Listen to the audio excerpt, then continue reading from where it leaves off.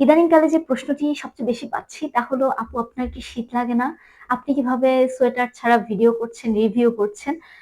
এটা আপনারা শুধু যে কমেন্ট বক্সে জিজ্ঞেস করছেন ব্যাপারটা এমন নয়। অনেকে ইনবক্সে এসেও জানতে চাইছেন আমি কেন সোয়েটার পরছি না। তো আপনাদের মনের আশা পূরণ করতে আজকে পুরো শীতের ভাইবস নিয়ে হাজির হয়ে গিয়েছি। আর শীতটা কিভাবে লাগবে? এত চমৎকার সব বই পড়ছি।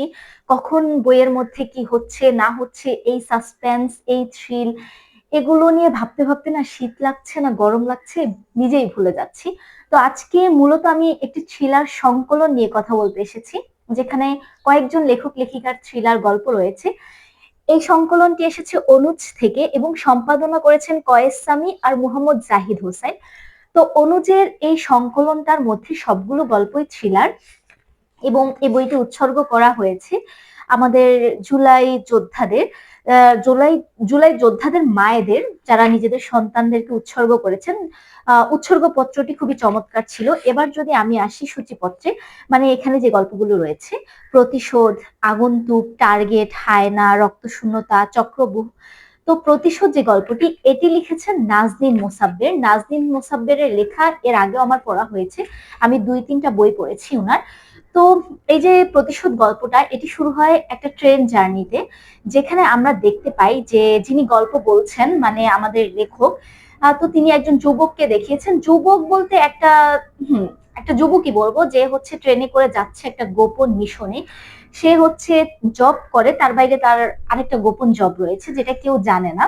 তো এই ছেলেটি ট্রেনে যখন যাচ্ছে, যাওয়ার টাইমে তার সাথে একটা কাপলের পরিচয় হয়, একটা বৃদ্ধের পরিচয় হয়, এবং বৃদ্ধকে সে নিজেকে লেখক হিসেবে পরিচয় দেয়। তখন বৃদ্ধ তার জীবনের গল্প বলা শুরু করে। আমরা দেখতে পাই বৃদ্ধের মুখে হচ্ছে কয়েকটা জায়গায় অনেক গভীর ক্ষত রয়েছে। এই ক্ষতের কারণেই ছেলেটি জিজ্ঞেস করে। তখন বৃদ্ধ তার অতীতের গল্প বলা শুরু করে। আমি প্রথমে ভেবেছিলাম যে এটা কোনো হয়তো প্যারা সাইকোলজিক্যাল কিছু হবে, ভৌতিক কিছু থাকবে, যেহেতু তার মুখে একটু অন্যরকম দাগ রয়েছে। কিন্তু পরবর্তীতে বৃদ্ধ যে গল্প শোনায়, সে গল্প আসলে আমার হজম করতে কষ্ট হয়। মানে এটা আসলে পুরোটাই থ্রিলিং ব্যাপারটা আর কি। তো এই গল্পটা আমার খুব ভালো লেগেছে। শেষটা, মানে গল্পটা যখন বৃদ্ধ শুরু করে, তখন আপনি বইয়ে একদমই আটকে যাবেন, এরকম একটা ব্যাপার। তারপর যে গল্পটি, সেটি হচ্ছে আগন্তুক, কয়েস সামির লেখা। তো এই আগন্তুকটা হচ্ছে এমন যে কয়েকদিন ধরে হচ্ছে তাদের একটা এলাকার মধ্যে সিরিয়াল কিলিং বেড়ে যাচ্ছে। মেয়েদেরকে হচ্ছে হত্যা করা হচ্ছে, একদম খুবই বাজেভাবে হত্যা করা হচ্ছে। তো এক দম্পতি এটা নিয়ে ঘরের মধ্যে আলোচনা করছে আর টিভি দেখছে। তখনই তাদের দরজায় হচ্ছে ঠক ঠক করে শব্দ হয়, এবং যে সিরিয়াল কিলারের কথা বলা হচ্ছে, দরজায় থাকা মানুষটার দেখতেও অনেকটা সেরকমই। তখন দুইজনই ভয় পেয়ে যায়, স্বামী স্ত্রী দুজনই ভয় পেয়ে যায়, কারণ তারা দুজনই শুধু ওই বাসায় থাকে। তখন স্বামী স্ত্রীকে বলছিল যে তুমি দরজা খুলবে না, খোলার দরকার নেই, কিন্তু স্ত্রী হচ্ছে দরজাটা খুলে দেয়। এরপর যে ঘটনা ঘটে সেটা আপনাকে অনেকটাই চমকে দেবে।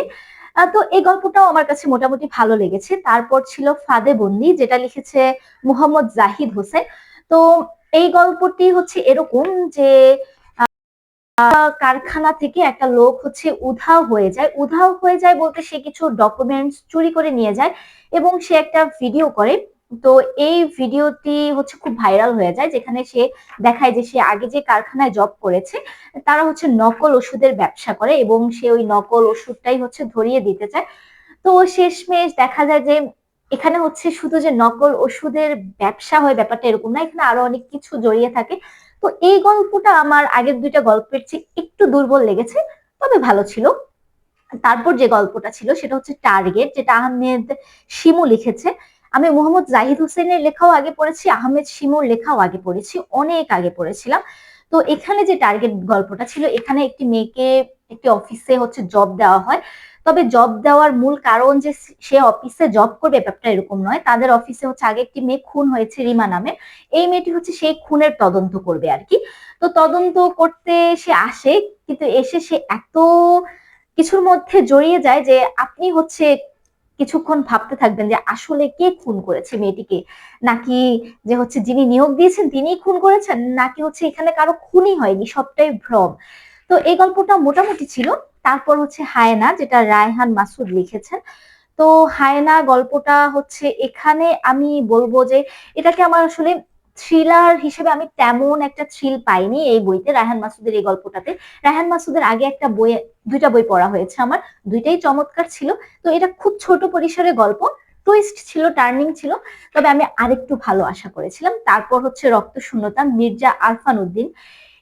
এই যে গল্পটি যে লেখক, এ খুবই ছোট একটা ছেলে, যে হচ্ছে এইচএসসি 2024 ব্যাচের পরীক্ষার্থী ছিল।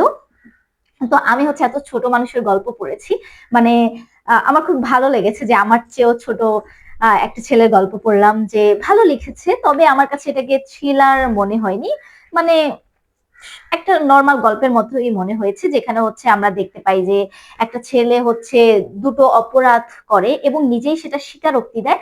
তো ছিল তারপর যে গল্পটা চক্রভূ, যেটা লিখেছে মাহবুবা বিথি, এটাকে হচ্ছে আমার থ্রিলার কম সমকালীন গল্প মনে হয়েছে, এবং এই গল্পটা আমার খুবই পছন্দ হয়েছে থ্রিলার গল্প হিসেবেও, মানে থ্রিলার বইতে সমকালীন একটা টেস্ট পেয়েছি এবং আমার গল্পটা খুবই পছন্দ হয়েছে। এখানে আমরা দেখতে পাই যে গ্রাম থেকে একটা মেয়ে শহরে আসে পড়ালেখার উদ্দেশ্যে।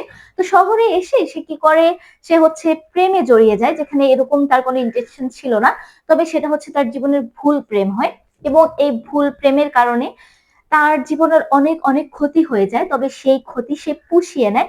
কিন্তু এখানে একটা জিনিস আমার প্রশ্ন জেগেছে, যে সে কানাডা গিয়ে যখন নিজেই ধরা দেয়, তাহলে সে বাংলাদেশে থাকতেই তো ধরা দিয়ে দিতে পারতো, সে আবার কানাডা গিয়ে কেন ধরা দেয়?